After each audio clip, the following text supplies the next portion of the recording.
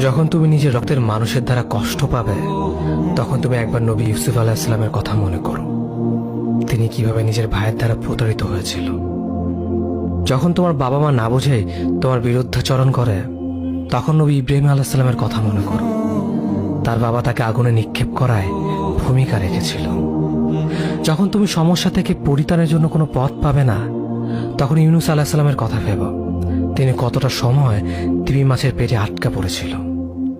যখন তোমার নামে কেউ মিথ্যা অপবাদ ছড়িয়ে দেবে, তখন মা আয়েশা রাদিয়াল্লাহু আনহার কথা মনে করো।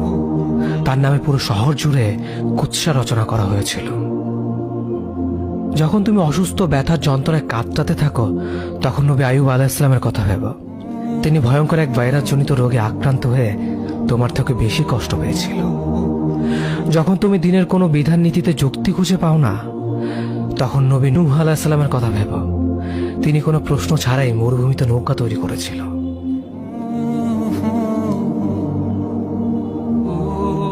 যখন তুমি আত্মীয়স্বজন, পরিবার, বন্ধু বান্ধবের কাছে হাসির পাত্রে পরিণত হও, তখন তুমি শেষ নবী হযরত মুহাম্মদ সাল্লাল্লাহু আলাইহি ওয়াসাল্লামের কথা ভেবো। রাসূল সাল্লাল্লাহু আলাইহি ওয়াসাল্লাম বলেছিলেন, সবচেয়ে বড় পরীক্ষা দিয়ে সব থেকে বড় পুরস্কার আসে।